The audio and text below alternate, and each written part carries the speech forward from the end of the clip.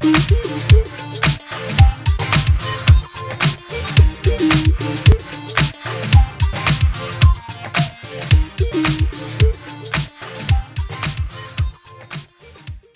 the crack, lads? It is the Midnight Kid here, bringing you a PES 2016 tactical instruction tutorial. And a lot of people have been asking me about this. A lot of people have been asking how to set up a team, how to stop leaking goals, and how to be actually strong and play to your team's best strengths. So we're going to go and give a rundown of it all. We're going to start on the main page. When you open Game Plan, you're going to have your simple settings. Now, these simple settings, I don't even need to go through them, but I will go through them for newcomers of the game and for people that never bother with the tactics. You've got long ball, you've got quick counter, you've got possession game, you've got defensive, offensive, out wide, out middle. So there's a lot of stuff. I mean, obviously, long ball, you're going to be pumping the ball forward to a target man. Say your likes of Llorente there, your likes of Lewandowski for Bayern Munich. The counter attack is going to be hitting them on the break, so you're rapidly shifting from defense to attack. Then of course you've got all out defense, you've got possession game, you've got all out attack. There's one or two ones coming up here now that are a little bit against the grain. I mean, if you're holding on to a lead, you want to go all out defense, it's very simple. You just put that on and the team will play that way. If you want to chase a game, you go all out attack. Out wide offensively, out wide defensively is, again, you just tuck in for defensively and you go all out for attacking.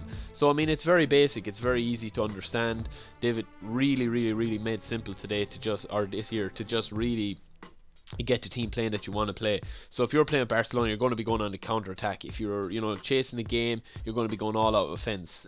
So there's a lot of stuff that you can tweak in that, but I'm going to head into that by choosing manually with the preset settings in just a second. So if you think I'm going too fast, these are just the simple settings that you can click on. It automatically puts the players in the best position and whatever.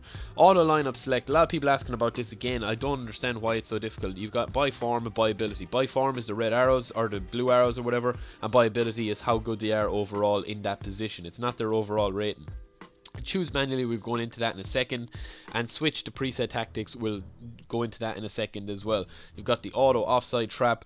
That is basically that your defenders, depending on how intelligent that they are, so the higher ranked defenders will employ the offside trap more. So if you've got somebody that's not that fast, like Shalini, Godin, company, that will actually be intelligent enough to do the offside trap, the manager will enforce them to do that, or the coach, the AI coach. Auto substitution, that's very simple as well. That just basically means instead of going in, pressing start, going in, changing other players, it just automatically brings off the tired players first, early in the game or late in the game.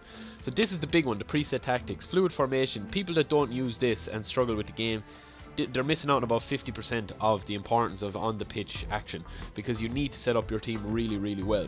So as you can see here, we've got kickoff, when in position and when out of possession, and you've also got your marking settings as well if you want to lock down a certain key player on the opposition team. So starting with kickoff, this is the formation that you start with and will be in probably for a couple of minutes. That's it. I mean, it doesn't really matter. I always kind of leave it at default. I want to be compact at the start of the game. I try to get a feel for my opponent, especially online. You always want to get a feel for your opponent online, whether he's a true ball spammer, whether he's playing out the wings, whether he's a dribbler, whether he's hacking you down, whether he's playing the target man. So I always just usually leave this at the default.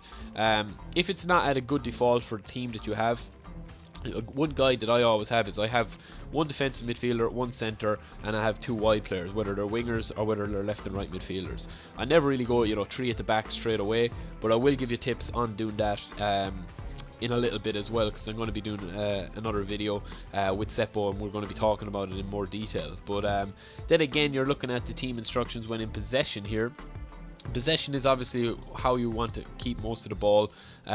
You'll want to be in this formation most of the time. You want to be holding possession. You don't want to be chasing the ball around the place like a headless chicken. So again, build up. You've got your long pass, you've got your short pass, you've got your attacking area, whether you want to be centre or whether you want to go out wide. So again, if you've got Juventus very strong in the middle, go through centre. If you've got Bayern Munich with Muller, Götze, Ribery, Robin, go wide. Positioning, maintain formation. Support range is how close they come to the ball. Numbers in attack, whether this is when you're on the attack, whether you want to push forward or when you want to sit back. So depending on the players that you have, again, it's very easy to get your head around it and say, well, right, I've got two slow centre halves, there's no point in them coming forward, just stay back. And again, we've got the mark settings here as well. And I'm going through this fairly lively, so let me know in the comments if you want any more information. But as I said, there will be another one coming quite soon. So again, I'm just targeting the mark, the areas. Now, a lot of people don't do this online, but I do. I always get a really kind of industrious player, like such as Tevez here. I obviously won't be with him in the real game, to actually man mark and sit on top of, say, maybe Alonso, or sit on top of Dante or something, to just like, right, when Dante moves, I'm going to be on his shoulder as an attacker. So that's a little tip that I give you there, because the player stays, then he doesn't make any stupid runs he doesn't need to, because when he's out of possession, Tevez will be looking for Chiellini. So again, all you can see here is I'm just manually changing the way that I want this team to play. When out of possession, when in possession. When out of possession, I'm going to tuck back, get the ball back in midfield. When in possession, I'm going to be on the attack, and I'm going to play down the middle as best as I can. So lads, that is pretty much it. I've gone through this pretty quick, but I've covered everything. It's simple. When you delve into it, it is a bit intimidating at the start, but again, as I said, all you have to concentrate on is, if you just want a simple game plan, if you've got your team pretty much set in your head, you want a 4-3-3, you just need to play the default formation. When out of possession, tuck back your two wingers, or tuck back your left and right midfielders, and tuck back a little bit.